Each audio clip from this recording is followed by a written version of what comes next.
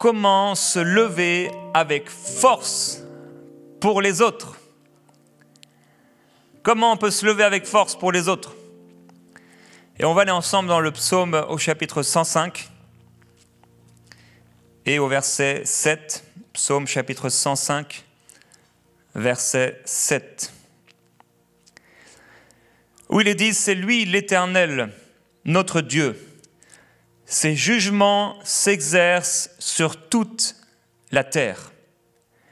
Il se souvient à toujours de son alliance et de sa parole pour 1000 générations. Dieu est un Dieu qui exerce ses jugements sur la terre. Et nous pouvons avoir confiance dans les jugements de Dieu. Les juges de cette terre sont souvent, très souvent, injustes, mais notre Dieu est juste. Et on peut avoir confiance en sa justice et en sa fidélité envers son alliance, envers nous et envers sa parole qui ne ment pas. Alors ce soir, tu peux avoir confiance en la parole de Dieu, tu peux avoir confiance en la fidélité de Dieu, tu peux avoir confiance en l'alliance que le Seigneur t'a donnée et tu peux avoir confiance dans les jugements de Dieu, entre autres particulièrement les jugements qui sont opérés envers tes ennemis spirituels qui se dressent contre toi. Et un peu plus loin dans le même chapitre, au verset 14, il est écrit « Il ne permit à aucun homme, en parlant de son peuple, de les opprimer. Il fit des reproches à des rois à leur sujet. Ne touchez pas à mes oints et ne faites pas de mal à mes prophètes. » Alors Dieu est là pour nous protéger. Et dans l'histoire d'Israël, on a pu voir comment Dieu est intervenu avec puissance et avec gloire pour protéger son peuple parce qu'il nous aime. Nous sommes le peuple de Dieu. Et si tu appartiens au Seigneur Jésus-Christ, eh bien tu fais partie du peuple de Dieu. Et Dieu a promis de prendre soin de toi. Il est le bon berger, nous sommes ses brebis et il a promis de prendre soin de toi et de moi. Et si tu lui fais confiance, le Seigneur se lèvera avec ses jugements puissants pour briser l'autorité et la puissance satanique qui peut se lever dans ta vie. C'est pourquoi le Seigneur ne permit à aucun homme de les opprimer. Et il va même faire des reproches à des rois à leur sujet. Par exemple, Abimelech, que le Seigneur va frapper, tout son peuple, ses servantes, etc. vont être frappés de stérilité parce que le roi s'est levé contre les serviteurs de Dieu. Et quand Abraham va prier, eh bien, l'intervention de Dieu, le fléau va s'arrêter et la guérison va intervenir. En tout cas, il dit, ne touchez pas à mes oints et ne faites pas de mal à mes prophètes. Dieu a un cœur pour son peuple. Dieu veut protéger son peuple. Dieu refuse que le diable puisse nous toucher. Et il dit, ne faites pas de mal à mes prophètes, ne faites pas de mal à mes enfants, ne faites pas de mal à mes brebis, ne faites pas de mal à ceux qui m'appartiennent. Et c'est pourquoi Dieu se levait avec parfois violence contre les prophètes de l'Ancien Testament, les faux prophètes de l'Ancien Testament, contre les loups, contre les rois étrangers qui venaient contre le peuple de Dieu pour leur faire du mal. Et si le peuple de Dieu marchait avec Dieu véritablement, le Seigneur se levait toujours dans sa justice, dans ses jugements, pour protéger son peuple. Et si tu appartiens au Seigneur Jésus-Christ, tu dois avoir cette confiance en Dieu, que Dieu entend tes prières et qu'il interviendra selon ta foi, selon tes prières, les prières que tu vas faire pour que Dieu intervienne. Un peu plus loin, il est écrit au verset 26 qu'il envoya Moïse, son serviteur, et Aaron, qu'il avait choisi. Alors pour envoyer ses jugements sur la terre, pour manifester sa gloire, pour protéger son peuple, le Seigneur a toujours utilisé des hommes et des femmes. Il y a eu des hommes comme Moïse et Aaron, il y a eu des femmes comme Déborah et Esther qui se sont levées dans leur génération pour protéger le peuple de Dieu. On aurait pu parler d'Esther, comment elle s'est levée et comment elle a pris des risques pour protéger le peuple de Dieu. Et Dieu nous appelle, alors qu'on est dans cette génération, aussi à nous lever pour ceux qui nous entourent. Ça s'appelle l'intercession. Dieu veut faire de nous, Dieu veut faire de toi un intercesseur. C'est tellement glorieux de découvrir la puissance de l'intercession, de savoir que Dieu peut passer à travers nous pour prier pour des situations et voir les choses être changées. Prier pour quelqu'un qui est sous un joug, par exemple, quelqu'un qui a un gros problème de travail ou un gros problème relationnel, une maladie, et tu pries pour cette personne et tu vois le Seigneur intervenir. Pourquoi? Parce que le Seigneur est avec toi. Pourquoi? Parce que le Seigneur veut se glorifier à travers tes prières. Pourquoi? Parce que Dieu a fait alliance avec son peuple et il veut, non seulement il entend tes prières, mais il veut les exaucer. Amen? Ok. Vous êtes là? Gloire à Dieu. Alors il va envoyer Moïse son serviteur et Aaron qu'il avait choisi et le Seigneur nous a envoyés. Le Seigneur t'a envoyé exactement dans cette génération. Moi, je suis né en 1983 et Dieu avait décidé dans sa sagesse incroyable qu'en 1983, il allait me faire vivre, me donner naissance. Alors que les médecins ont dit à ma mère qu'il fallait m'éteindre et me faire sortir d'elle avant que je puisse voir le jour, pensant que j'étais un œuf clair, mais il n'était pas si clair que ça, même si je suis blanc. Le Seigneur n'a pas permis que le médecin me tue. Mais il a mis dans le cœur de ma maman de pouvoir me garder jusqu'à la fin, quel que soit ce que disaient les médecins. Alors Dieu a choisi en 1983, j'enverrai Jérémie Saudril sur la terre. Et je ne sais pas en quelle année tu es né, mais en cette année, Dieu avait prévu de t'envoyer sur la terre, comme il a envoyé Moïse, comme il a envoyé Aaron, comme il a envoyé Jean-Baptiste. Il est écrit en ce temps-là, parut Jean-Baptiste. Eh bien, de la même manière, en ce temps-là, paru un tel, tu peux mettre ton prénom. À partir de l'année où tu es né, c'était la volonté de Dieu que tu naisses pour devenir quelqu'un qui allait se lever dans sa génération pour les autres. Et à un moment, il faut qu'on puisse découvrir la place que Dieu nous a donnée, la position que Dieu nous a donnée, l'appel que Dieu nous a donné, parce que nous ne sommes pas n'importe qui. Un seul homme peut avoir de grandes victoires. Un seul homme peut remporter de grandes batailles dans la prière. Alors je prie que tu puisses découvrir l'autorité qui se trouve en Christ et l'autorité que Dieu veut déployer, la puissance que Dieu veut déployer à travers ta vie de prière, à travers ta consécration envers le Seigneur. Dieu peut faire des choses extraordinaires. Alors, dans les versets suivants, on va avoir une description de ce que Dieu a fait en Égypte. Comment le Seigneur a déployé sa puissance, il a changé les eaux en sang, fait mourir les poissons, il a envoyé les grenouilles partout dans les chambres, jusque dans les chambres du roi, il y a eu les mouches venimeuses, etc. Toutes sortes de choses qui sont arrivées, c'était les plaies d'Égypte. Et au point où l'Égypte va se réjouir de la sortie des Israélites, tellement les plaies de Dieu étaient en manifestation et tellement elles étaient dures et difficiles. Eh bien, je prie que dans le nom du Seigneur Jésus-Christ, pendant que tu intercèdes pour ta propre vie ou pour les autres, eh bien, les démons soient heureux de ne plus être dans ces personnes et dans la vie de ces personnes et dans l'atmosphère de cette personne à cause de tes prières. Parce que nos prières, la prière fervente des justes, a une grande efficacité. Et dans le chapitre suivant, il va être parlé de deux hommes. Au chapitre 106, donc, et au verset 23, il est écrit que Dieu parla de les détruire parce que son peuple va l'oublier. Sauf Moïse, son élu, qui se tint sur la brèche devant lui pour détourner sa fureur et l'empêcher de les exterminer. Et au verset 30, un second homme, il est parlé que donc ils irritèrent l'Éternel par leurs agissements, ils ont offert des sacrifices à un dieu étranger, et une plaie fit irruption parmi eux. Phinéas, donc un homme qui s'appelle Phinéas, se leva pour régler l'affaire, et la plaie s'arrêta. Cela lui fut compté comme justice. Donc deux hommes. Alors le premier, Moïse. Dieu va se mettre en colère contre son peuple qui s'est éloigné de lui, qui s'est rebellé envers lui et envers ses serviteurs, Moïse et Aaron.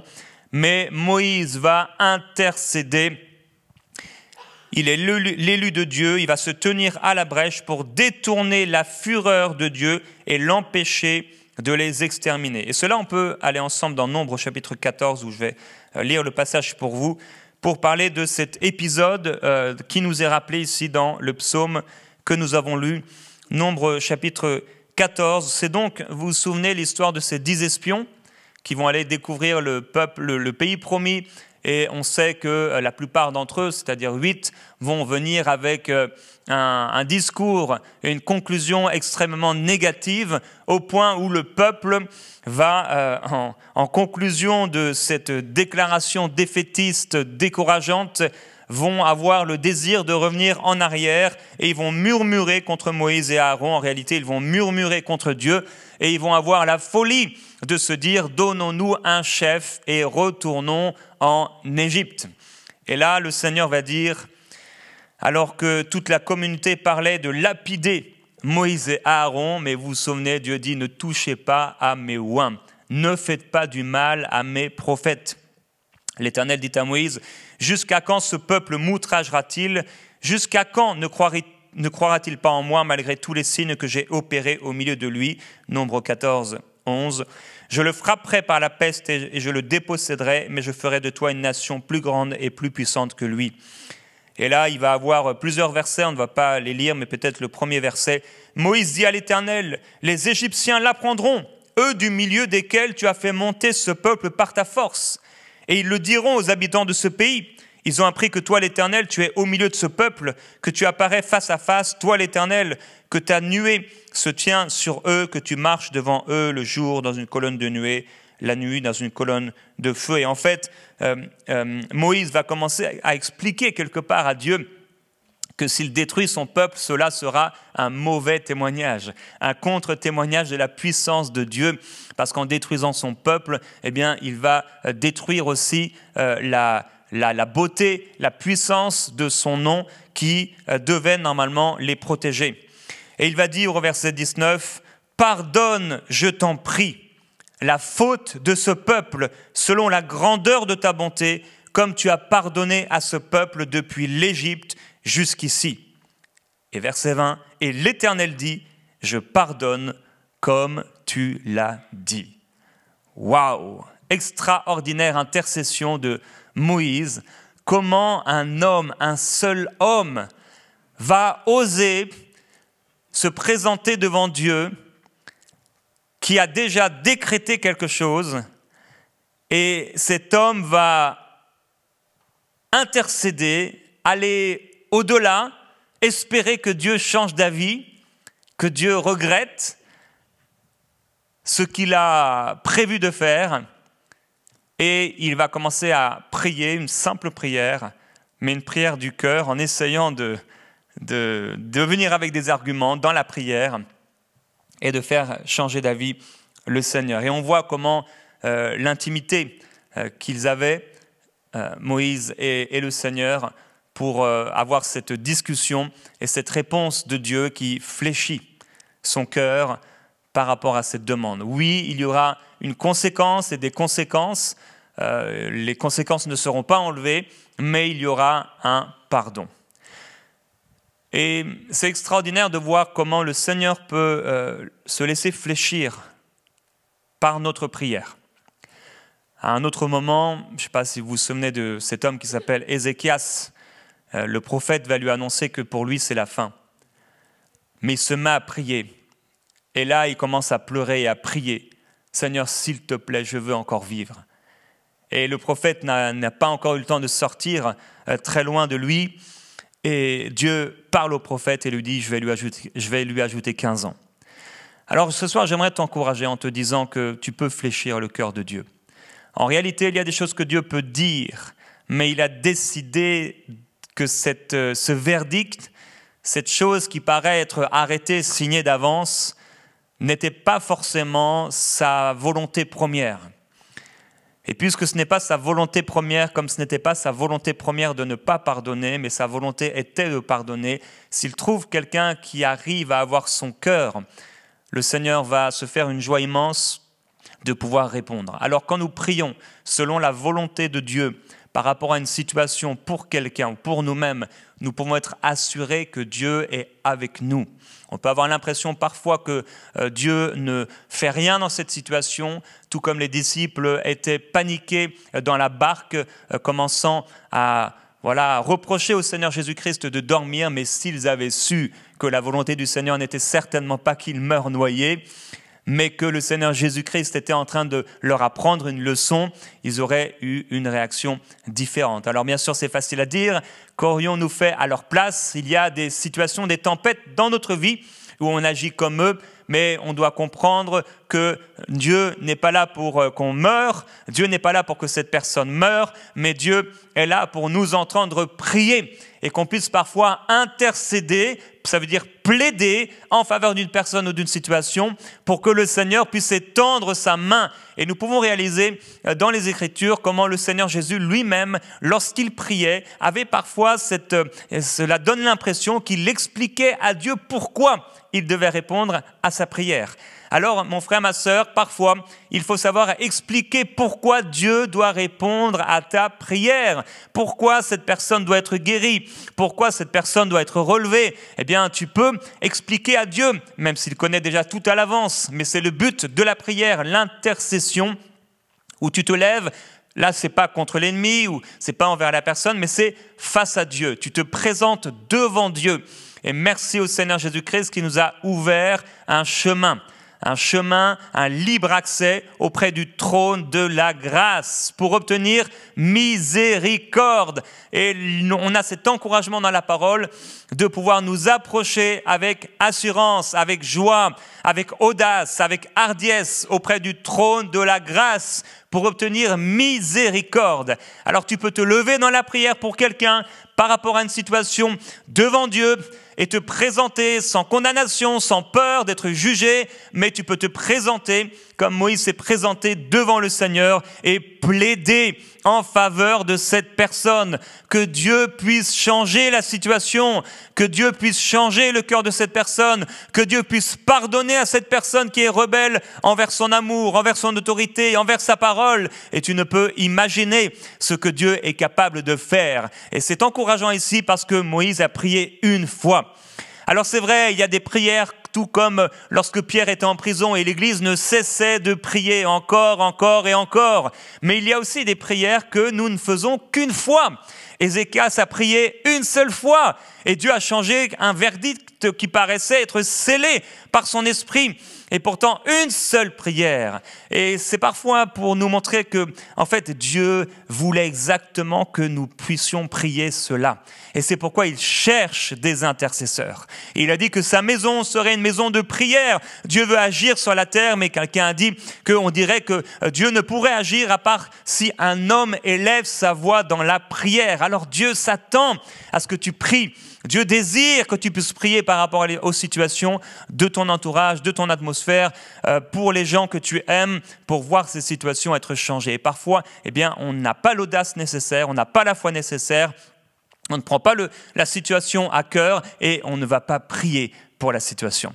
Mais je voudrais t'encourager à pouvoir prier et à gagner, à remporter des batailles et des victoires dans la prière en te levant, parce que parfois, une seule prière faite avec foi suffira pour voir cette montagne être bouleversée, ce géant être terrassé. Il a fallu peu de temps à David pour terrasser Goliath. Une seule pierre, il en avait pris plusieurs, mais une seule pierre a suffi pour terrasser le géant qui traumatisait, qui apeurait le peuple de Dieu depuis 40 jours et depuis 40 nuits. Les soldats et toute l'armée avaient peur, mais un seul petit homme qui a eu confiance au Seigneur avec sa petite pierre et sa petite lance, sa fronde, a pu tuer le grand géant. Alors tu es peut-être comme le petit David, peut-être que le peuple de Dieu autour de toi a peur dans cette situation, peut-être que personne ne lève sa voix, personne n'ose le faire, mais j'aimerais t'encourager à le faire et à devenir comme David, à prendre la fronde de la prière, le caillou de la foi et à lancer cela par la prière et voir ce Goliath, ce géant, cette montagne être terrassée sous tes yeux et les gens être étonnés de la chose qui a été changée pour la gloire de Dieu, mais toi tu ne seras pas étonné parce qu'il en a été fait selon ta foi. Tu t'es levé et tu as vu cette situation être changée par la puissance du Seigneur. Je me souviens un jour lorsque quelqu'un m'a appelé pour me faire savoir qu'une femme, la femme d'un pasteur, était dans une situation extrêmement critique suite au Covid. Et lorsque j'ai entendu cette nouvelle, j'étais chez moi et je me souviens que j'ai été touché. Vous savez, il y a des situations que vous entendez ou des demandes de prière que vous entendez et votre cœur est touché. Je ne sais pas si ça a un rapport avec le fait que Dieu met dans votre cœur à ce moment-là le don de foi ou une compassion particulière. En tout cas, il y a des situations où vous êtes touché, n'est-ce pas? Il y a d'autres situations où ça ne vous touche pas particulièrement. Peut-être dans votre cœur, vous dites Seigneur, voilà, bénis la personne, mais voilà, ça ne vous touche pas outre mesure. Mais il y en a d'autres, vous êtes touché à l'intérieur. Et dans cette situation, j'ai été touché et je me souviens, à prier dans l'âme, dans ma cuisine, et à demander au Seigneur, à supplier Dieu qu'il puisse intervenir. Et par la grâce du Seigneur, cette personne a pu guérir et sortir de cette situation critique. Un autre jour, il y avait une autre personne qui était là, une chrétienne qui marchait vraiment avec le Seigneur. Et depuis de nombreux mois, elle souffrait terriblement. Elle souffrait du bas-ventre et pour aller aux toilettes, c'était des souffrances terribles, terribles. Je n'étais pas du tout au courant de la situation, mais un jour, j'arrive chez ces personnes et je vois la femme dans un état vraiment... j'étais un peu bouleversé de la voir dans cet état-là, et un tel état de souffrance, et elle commence à pleurer comme ça. Et je me souviens être sorti de chez eux et j'étais un peu bouleversé. Et en conduisant, j'ai prié, j'ai demandé, mais Seigneur, s'il te plaît, je t'en prie, change cette situation, s'il te plaît, fais quelque chose. Et arrivé à la maison, j'habitais à quelques minutes, je continue à prier dans mon salon, dans mon salon, et proche de mon canapé, et là je prie et je demande au Seigneur d'intervenir. S'il te plaît, Seigneur, interviens. La semaine qui a suivi, elle a vu son médecin, et alors que depuis des mois, il ne trouvait pas de solution, il a suffi d'une solution très simple, pas à long terme, mais en une journée, sa situation a été complètement transformée. Et ce genre de choses, bien, c'est encourageant pour notre foi. Il suffit parfois d'une prière, faite avec foi. Une prière où vous priez comme si vous croyez vraiment que Dieu va faire quelque chose. C'est la prière de la foi. Où vous dites, mais c'est impossible que Dieu ne fasse pas ce que vous lui demandez. Comme si, pas que Dieu est obligé, mais vous savez que vous allez toucher le cœur de Dieu et que c'est comme si Dieu ne pouvait faire autrement parce que vous savez que vous priez selon sa volonté. Je vous encourage à pouvoir vous lever pour les autres dans la prière, face au Seigneur, avec ce libre accès que le Seigneur a inauguré pour nous par son sang. Nous avons par son sang et nous avons en Jésus-Christ la possibilité, la capacité de pouvoir prier pour les autres et de voir le Seigneur intervenir. Alors, la deuxième personne dont on a parlé, c'est Phinéas. Il est dit dans le psaume 106 que Phinéas, cet homme, va se lever pour régler l'affaire. Alors, qu'est-ce que c'est cette affaire? Le livre de Nombres va nous expliquer la chose. C'est le peuple de Dieu qui va se livrer à la débauche dans Nombres chapitre 25 avec des filles de Moab. Et donc, ils vont les inviter au sacrifice de leur Dieu. Et les Israélites vont participer à leur repas sacré et vont se prosterner même devant leur Dieu. Peu à peu, Israël va commencer à s'adonner au culte de Baal et Dieu va se mettre en colère contre son peuple. Il va y avoir d'abord un premier jugement de Dieu et finalement le Seigneur va dire et demander à Moïse d'ordonner aux juges d'Israël que tous ceux qui se sont adonnés à ce culte puissent être exterminés. Donc tous ceux qui se sont liés avec ces femmes étrangères devaient être tués. Et là, non seulement les gens ont commencé à tuer ceux qui avaient fait le mal au milieu d'eux, mais aussi il va y avoir une plaie de Dieu qui va commencer à se manifester et les gens vont commencer à mourir par dizaines, par centaines et par milliers. Et il est écrit, à ce moment-là, donc il y a le jugement qui est déclaré, qui est décrété, et il survint un Israélite amenant vers ses compatriotes une fille madianite. Alors ces madianites, c'était donc des personnes qui faisaient des sacrifices, ils pouvaient faire des sacrifices humains, ils pouvaient sacrifier leurs bébés sur les autels, etc., pour leurs dieux, et toutes sortes de choses semblables. Et donc à ce moment-là survint un Israélite amenant vers ses compatriotes une fille madianite sous les yeux de Moïse et devant toute la communauté des Israélites qui pleuraient à l'entrée de la tente de la rencontre. Donc le gars n'était pas là et c'est parfois un problème de ne pas être là quand les choses se passent. Il n'était pas là et en tout cas il arrive au milieu de la foule avec sa copine étrangère. Et il arrive, il ne sait pas ce qui se passe, et j'imagine qu'il voit les gens pleurer, et il est là, il vit dans le péché, il rebelle au Seigneur, et il est écrit, voyant cela, Phinéas se leva du milieu de la communauté, saisit une lance. Alors, le premier outil ici, c'est la prière, Moïse. Le deuxième ici qu'on a mis en troisième, juste à cause du design, c'est l'épée. L'épée de l'esprit, l'épée de la parole de Dieu. Voyant cela, donc Phinéas se leva du milieu de la communauté, saisit une lance ou une épée et suivit cet Israélite jusque dans la partie arrière de sa tente. Imaginez la scène un peu. Là, il transperça tous les deux, l'homme et la femme, d'un coup en plein ventre. Alors pour nous aujourd'hui, on est dans une autre alliance, donc ça nous choque un peu. Et le fléau qui sévissait parmi les Israélites cessa, mais il avait déjà fait 80 000 victimes. Phinéas va se lever. On ne sait rien, en tout cas on ne sait pas grand-chose de cet homme, on va le voir ici et là, à 2-3 reprises dans l'Ancien Testament, mais en tout cas on ne sait pas grand-chose de lui. On sait une chose, c'est qu'il va se lever pour régler l'affaire. Il va se lever pour arrêter le jugement de Dieu dans cette situation. En fait, qu'est-ce qu'il fait? Il arrête les manifestations sataniques qui sont en train de se passer au milieu du peuple, par l'adoration aux idoles, etc. Alors l'Éternel va dire à Moïse en ces termes, « Phinéas a détourné ma colère des Israélites, car il a pris vivement à cœur mes intérêts. Aussi je n'ai pas exterminé les Israélites dans ma colère de les voir bafouer mon amour pour eux.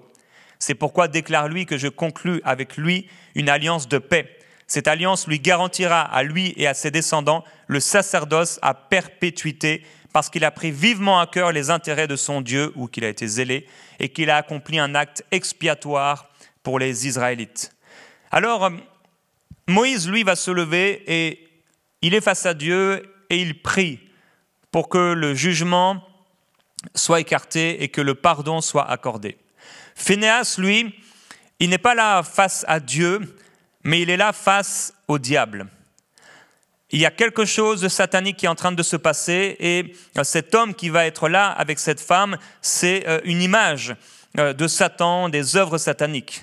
Et il vient avec sa lance et qu'est-ce qu'il fait? Il va transpercer les œuvres sataniques.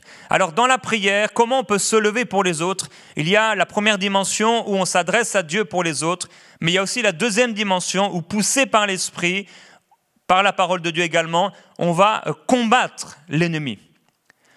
Et on va déclarer la parole de Dieu et travailler dans la prière aussi, mais aussi avec la déclaration de la parole de Dieu contre les situations. C'est ainsi, par exemple, que nous pouvons maudire le figuier.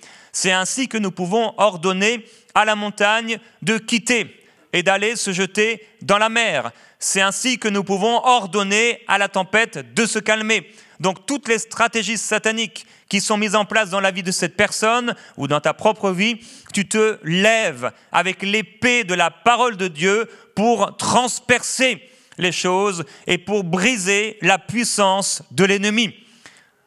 Donc, on demande au Seigneur, mais en même temps, il y a des choses parfois qu'on a à déclarer, la parole de Dieu qu'on doit proclamer, et il faut savoir le faire. Donc c'est bien, nous avons prié, mais parfois nous ressentons aussi un combat spirituel. Et dans ce combat spirituel, nous devons déclarer « Arrière de moi, Satan !» ou « Arrière de cette situation !»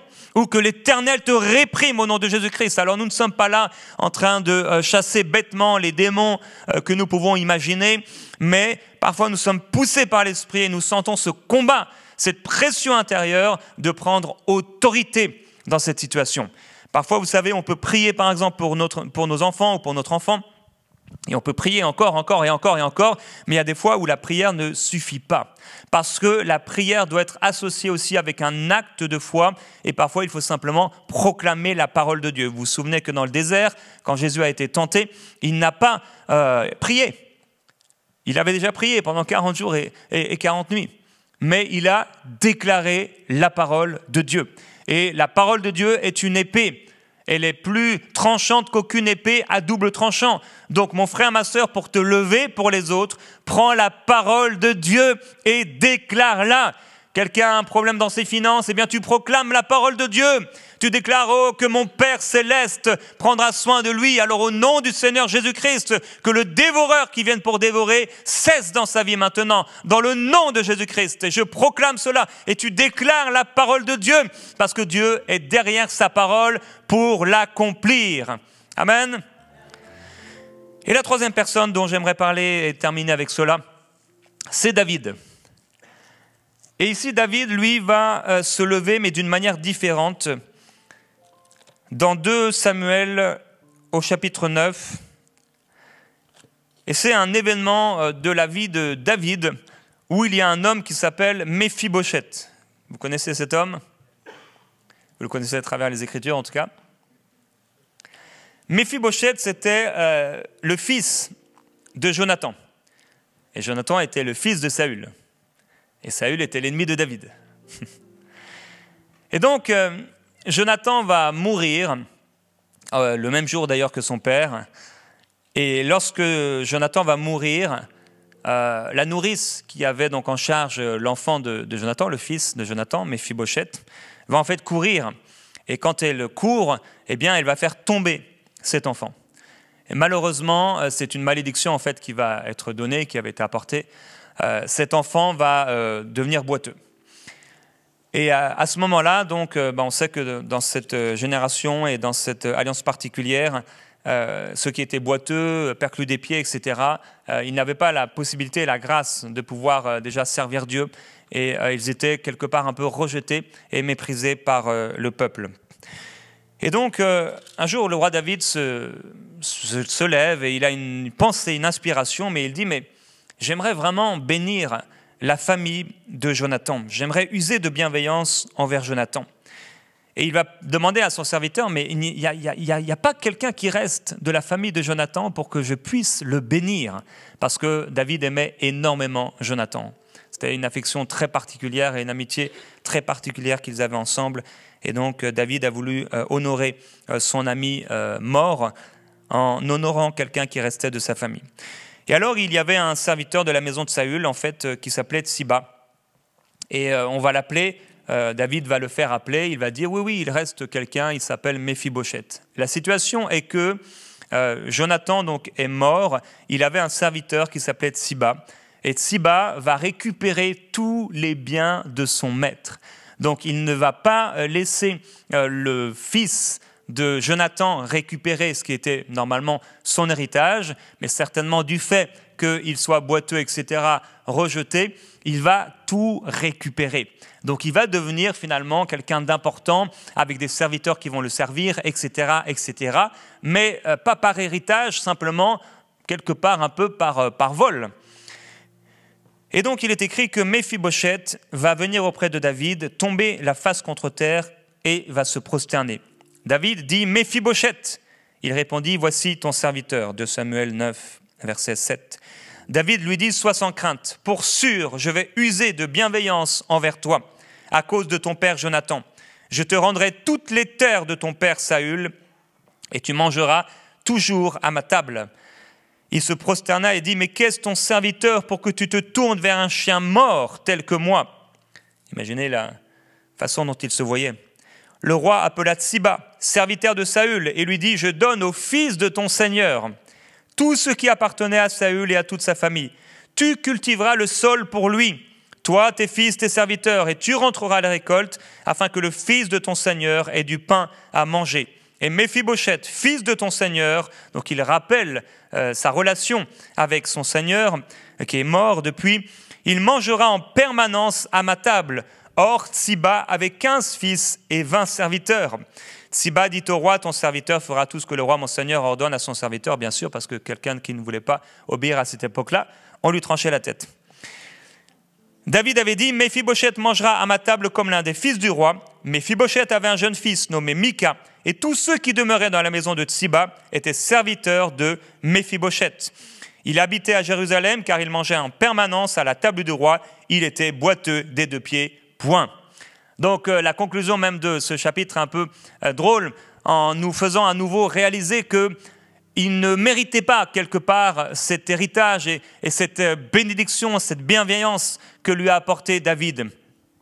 Alors dans la première situation avec Moïse, on a vu que Moïse, il est face à Dieu et il intercède.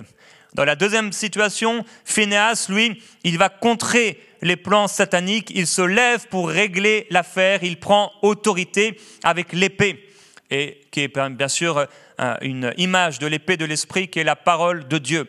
Mais lui, David, il ne va pas prier, donc se présenter auprès de Dieu, ni auprès de Satan, mais directement envers la personne qu'il veut bénir. Alors parfois, pour se lever pour quelqu'un, avec force pour quelqu'un, bien, on va prier, d'autres fois, on va proclamer la parole de Dieu, ça peut être aussi une deuxième étape, mais la troisième étape, on se retrouve devant la personne. Et maintenant, que vais-je faire? Il y a des choses, frères et sœurs, que nous sommes censés mettre en place pour bénir les gens.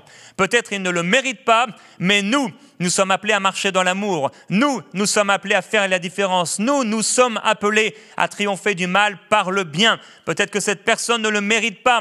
Peut-être que la loi ou les lois religieuses ou humaines disent que cette personne ne le mérite pas. Mais par la grâce du Seigneur, il dit que même parmi les rebelles, le Seigneur se choisit des serviteurs. Alors Dieu a la capacité de changer le cœur de quelqu'un. La pluie tombe sur le juste et sur l'injuste, et nous pouvons faire du bien autour de nous. Nous sommes appelés à faire du bien et à nous lever avec force pour les autres. Il y a quelqu'un dans ton entourage que tu dois voir, que tu dois rencontrer et à qui tu dois parler du Seigneur. Il y a quelqu'un de ton entourage que tu dois bénir d'une manière particulière. Il y a quelqu'un de ton entourage, peut-être tu ne pourras pas le voir physiquement, peut-être ça va être un appel téléphonique, une lettre, un cadeau, une offrande, quelque chose que tu peux faire envers lui pour bénir cette personne.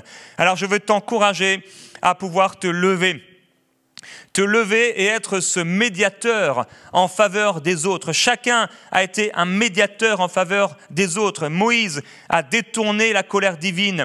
Phinehas a cherché également à détourner la colère divine. Et David, lui, a cherché à faire du bien à Méphibosheth. Alors, ce sont des histoires différentes les unes des autres, mais chacun de ces personnages a agi de manière à protéger ou à secourir d'autres personnes, que ce soit par la prière, par le zèle dans l'action avec l'épée ou par la bienveillance. De la même manière, et je conclue ainsi, frères et sœurs, nous sommes appelés, comme Moïse, comme Phinehas et comme David, à pouvoir nous lever pour les autres. Il y aura différentes façons de se lever, mais le Seigneur nous appelle en tout cas à nous lever avec ferveur pour les autres. Et j'aimerais qu'on va prendre simplement 5 minutes pour prier en faveur de quelqu'un qui nous est cher. Comme je l'ai dit tout à l'heure, il y a des situations qu'on entend et cela ne nous touche pas. Il y en a d'autres, on ne sait pas pourquoi, mais peut-être on n'est même pas ami avec la personne, mais ça nous touche. Peut-être on ne verra jamais la personne, c'est peut-être une situation qui se passe dans un autre pays, mais c'est bizarre, ça nous touche. Je me souviens un jour, on était dans notre église en région parisienne, et on était, je ne sais plus, dans un repas où on allait avoir un repas, et quelqu'un nous explique qu'il y a une personne qui est sur le point de mourir et il faut prier pour la personne. Et quand j'entends cela, je sais que c'est fini en fait, et que ça ne sert à rien de prier pour la personne. Et plusieurs personnes commencent à prier pour la personne, mais moi je ne prie pas pour la personne parce que je sais que c'est fini. Et finalement, je crois que le lendemain ou dans la soirée, on apprend qu'au moment où on est en train de prier, qu'ils étaient en train de prier, la personne était déjà morte. Et il y a des choses comme ça, tu sais en fait que ça ne sert à rien de prier. Il y en a d'autres, tu sais que cette chose ne doit pas terminer ainsi. Qu'il ne doit pas rester dans le tombeau, le frère de Marthe et de Marie-Lazare, mais il faut qu'il sorte. Et il y en a d'autres, tu sais que, voilà, le sablier, c'est fini et il ne faut pas le retourner. Quelle est cette personne ou quelle est cette situation que Dieu a mis dans ton cœur ce soir? Quelle est cette personne à laquelle tu penses souvent et Et il y a un fardeau. Et peut-être tu ne pries pas pour ça, ou ça fait longtemps que tu n'as pas prié pour cela. Mais Dieu te demande à nouveau de te lever avec ferveur pour prier pour les autres. Vous vous souvenez, un jour, j'ai raconté cette histoire de ce pasteur dont la fille s'était rebellée contre Dieu. Et voilà, c'était une situation terrible. Et il en parlait à personne dans l'église. Ça durait des mois, ça durait depuis des mois et des mois. Et c'était terrible pour lui. Il servait Dieu, il servait les gens. Et les gens venaient lui expliquer leurs histoires, leurs problèmes. Et lui-même avait un énorme problème. Et il en pleurait, il en souffrait terriblement. Jim Cymbala. Et un soir, il est dans sa réunion de prière comme un mercredi de l'esprit. Et une femme se lève et il dit « J'aimerais qu'on puisse prier pour la fille du pasteur. » Elle savait un peu la situation, elle connaissait la situation. Et le pasteur était un peu gêné qu'on prie pour lui et pour sa fille. Et l'auditoire, le peuple de Dieu rassemblé, c'est devenu comme une salle d'accouchement. C'est ainsi qu'il dit. Les gens ont commencé à crier, à être saisis par le Saint-Esprit. Les gens ont commencé à prier, à pleurer, à crier dans la salle. C'était une prière intense, intense. Et je crois que c'était le lendemain, ou en tout cas dans la même semaine. Sa fille qu'il n'avait pas vue depuis longtemps, il était en train de se raser. Et il descend parce qu'il entend du bruit. Je crois que c'est sa femme qui a dit, qui l'a appelé pour lui dire « Notre fille est ici ». Et là, il descend et dans la cuisine, sa fille est là, à genoux, en larmes. Et elle dit « Papa, je te demande pardon, je te demande pardon. Mais qu'est-ce qui s'est passé tel soir? J'étais là dans cette situation, il s'est passé quelque chose dans mon cœur. » Et là, une conviction de péché. Et c'était exactement à l'heure où l'Église était en train de prier pour elle. Et c'est devenu une servante de Dieu, etc. Une soirée, une prière, une personne saisie par l'Esprit. J'aimerais qu'on puisse prier quelques minutes individuellement pour cette personne, pour cette situation. Et alors que Gordon joue simplement, prions sans s'attendre les uns les autres pendant les 3-4 minutes qu'il nous reste. Et si ça prend plus de temps, ça prendra plus de temps. Commence à prier avec ferveur. Rappelle-toi, tu peux expliquer à Dieu pourquoi.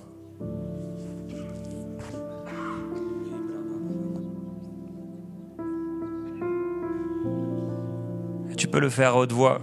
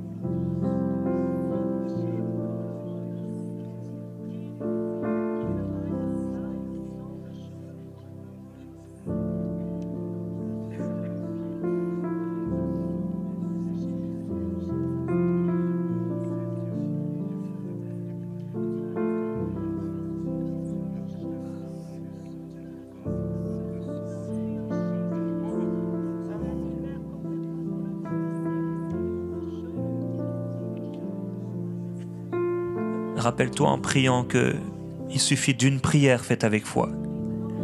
Alors prie comme si c'était la dernière prière pour cette personne. Prie de tout ton cœur, que Dieu vraiment intervienne. Fais fléchir le cœur de Dieu en faveur de cette personne. Prie avec foi, mon frère, ma sœur. Prie avec foi, avec soif, avec ferveur. Que les choses changent. Alors tu t'adresses à Dieu. Et si tu le sens, si tu proclames la parole et tu demandes à l'ennemi de cesser son activité. Alléluia. Seigneur Jésus-Christ.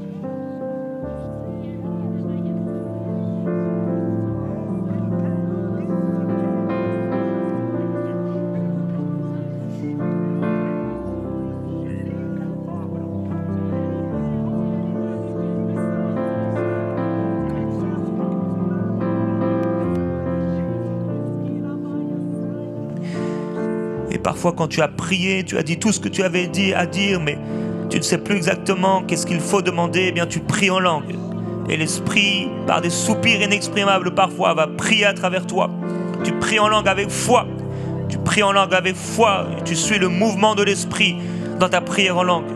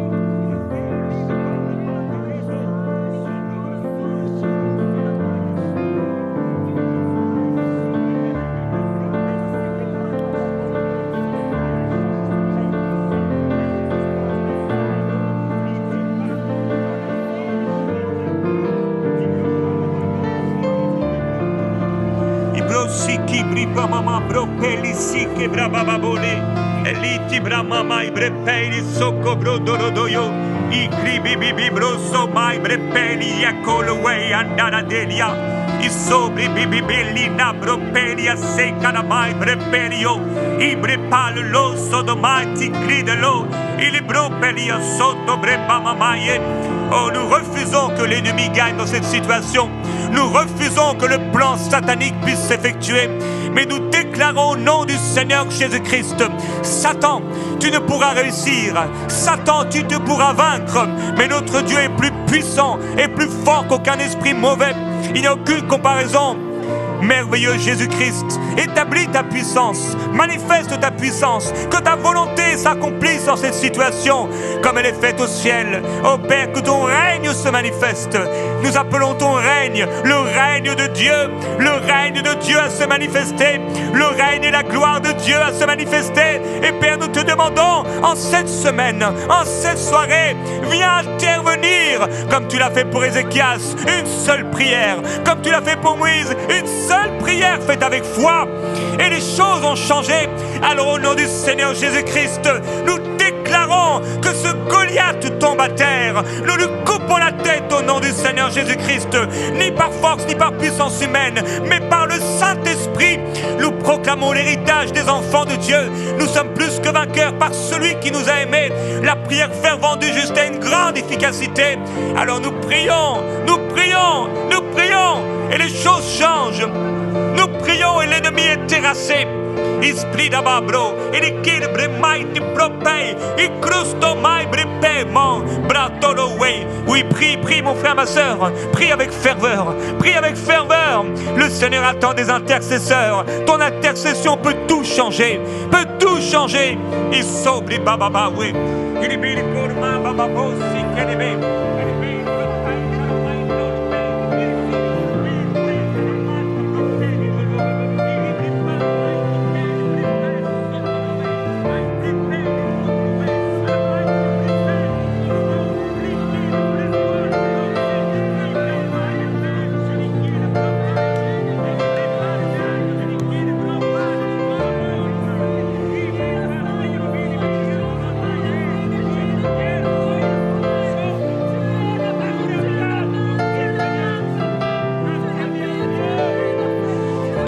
Malédiction soit brisée au nom de Jésus-Christ. Que toute malédiction soit brisée. Oh, que les chaînes tombent. Que les liens soient brisés dans le nom de Jésus. Nous brisons ce joug par la prière. Nous brisons ce joug par l'onction de l'Esprit. Oh, que tes anges, qui sont là pour exercer un ministère en faveur de ceux qui doivent hériter du salut, exercent un ministère envers cette personne. Que tes anges soient relâchés, Seigneur mon Dieu, pour la gloire de ton nom. Tu seras glorifié par ce fruit. Tu seras glorifié par cette vie changée. Tu seras glorifié, Seigneur, par cette situation. C'est pourquoi interviens, oh Dieu. Interviens, Seigneur. Interviens, oh Dieu, et manifeste ta gloire. Viens faire l'impossible, car rien ne t'est impossible. Viens accomplir encore des exploits, Seigneur.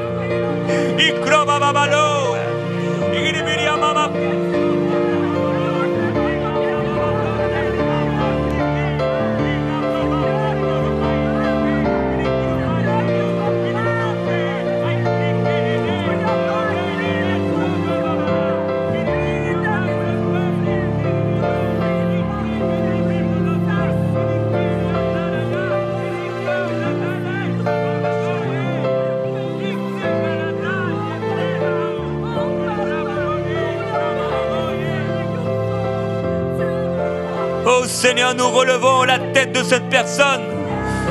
Nous relevons la tête de cette personne. Nous la bénissons en ton nom. Nous déclarons ta bénédiction. Comme David a relevé la tête de Méphibosheth le maudit, nous relevons la tête de cette personne. Nous bénissons cette personne. Nous déclarons la bénédiction du Seigneur sur cette personne. Nous déclarons ta présence sur elle, ton atmosphère de gloire sur elle, ton règne sur elle. Nous la bénissons.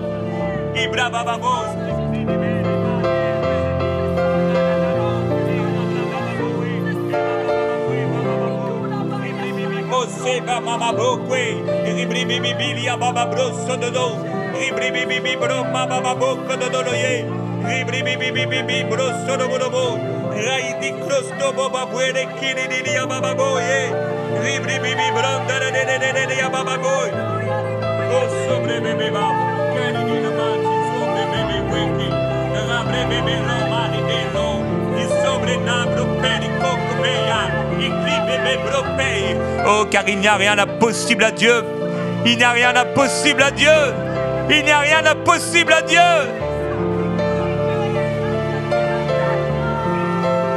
Si mon peuple sur qui est invoqué mon nom s'humilie, prie, cherche ma face et s'éloigne de ses mauvaises voies, j'interviendrai, je guérirai son pays. Oh, le Seigneur va guérir en réponse à la prière. Le Seigneur va délivrer en réponse à la prière. Le Seigneur va sauver en réponse à la prière. Il est crosto bobo baba baba yo. Et rabra baba bro kodobro baba bro ndereya. Et rabra baba baba bro kedebere bere bere bere ya baba baba yo. Rebre bebe bebe bebe bebe brasse kedebere bebe bebe brondoro yo boboye. Alléluia. Rabra babo sekelena. Rabra baba so kedebena. Rabra baba so de delo. Rabba bro de mati breve bele nane doe. Rani de lai di kele baba boye. Rabressi di cri babo in tenina. Lo brepe di Cristo. Ribri bibi bossuzoe.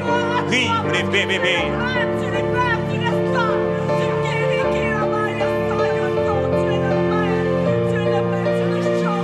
Il sole da io. Il criga babloye bebi ovalaya.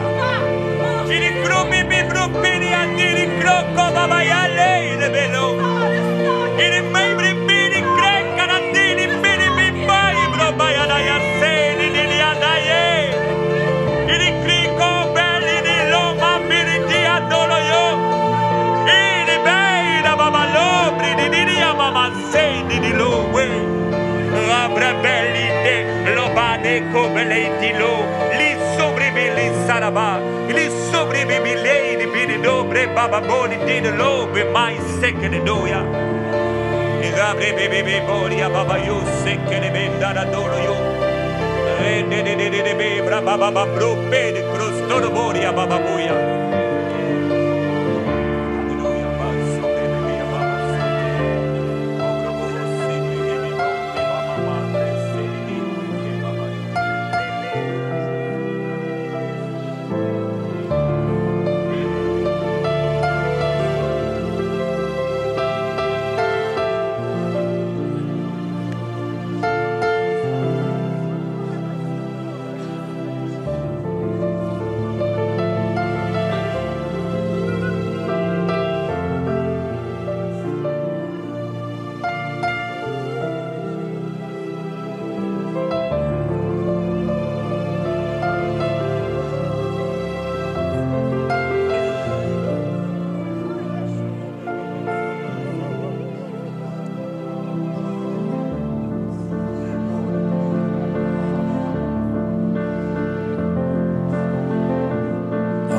Merveilleux Jésus-Christ. Je prie, Seigneur, qu'on puisse de plus en plus entrer dans l'Esprit, de plus en plus entrer dans l'intercession, de plus en plus découvrir les réalités de l'intercession et de la prière, les soupirs inexprimables de l'Esprit, quand nos mots ne suffisent pas, quand nos mots ne suffisent plus, quand la prière en langue ne suffit plus, et que cela devient des soupirs, des gémissements de l'Esprit. Jésus-Christ, je prie que tu fasses de cette Église plénitude une maison de prière, remplie d'hommes et de femmes qui connaissent les réalités spirituelles, qui savent entrer dans l'Esprit, qui savent entrer dans l'intercession, qui remportent de grandes victoires, de grandes batailles dans la prière. Jésus-Christ, nous voulons voir cette génération être sauvée. Nous voulons voir cette région être sauvée. Cela ne se fera pas sans intercesseurs. Cela ne se fera pas sans des hommes et des femmes qui s'oublient pour se lever avec audace, avec force pour les autres. Seigneur, nous voulons faire cette prière. Nous voulons être ces hommes qui nous levons avec force pour les autres. Nous terminons avec cette prière, frère, mon frère, ma sœur. Demande au Seigneur, Seigneur, je veux être cette personne, cet homme, cette femme qui se lève avec force pour les autres. Demande au Saint-Esprit, Saint-Esprit, enseigne-moi s'il te plaît. Saint-Esprit, pose ta main sur moi afin que je découvre des réalités spirituelles plus profondes. Fais-moi découvrir les gémissements de l'Esprit. Mets ta main sur moi et l'esprit de prière. Fais-moi découvrir l'esprit de prière afin que je puisse être cette personne, cet homme que tu utilises pour remporter de grandes victoires spirituelles, pour ramener des hommes et des femmes à Christ. Merveilleux Jésus-Christ, nous t'adorons, Seigneur. Alléluia. Gloire à Jésus-Christ.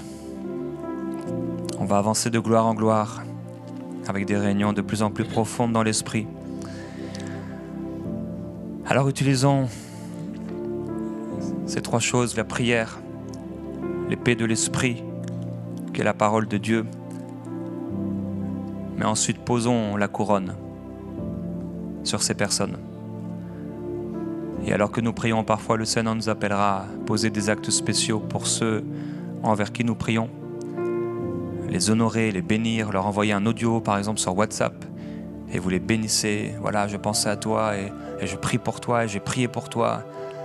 Et voici ce que le Seigneur m'a mis à cœur. Voici une pensée que j'ai pour toi. Et là, vous partagez en toute simplicité ce que vous avez reçu.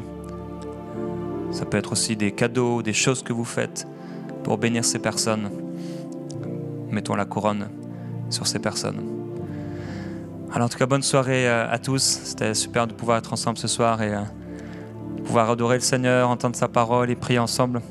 Et que Dieu vous bénisse. Bonne soirée. On va se retrouver donc dimanche pour notre réunion, notre célébration. Prions pour dimanche, prions pour la célébration, c'est toujours important. Le dimanche matin, en général, je vous envoie aussi un audio WhatsApp à écouter quand vous êtes en train de vous préparer ou sur la route de l'église. Le but, c'est vraiment qu'on puisse être ensemble. On n'a plus les réunions de prière, l'intercession le dimanche matin, mais c'est aussi un moyen de s'unir dans la prière, dans l'esprit avec ces audios. Donc, priez avec moi dans ces audios et qu'on soit unis dans l'esprit et Dieu va faire de belles choses encore. À la bonne soirée, bonne nuit à tous.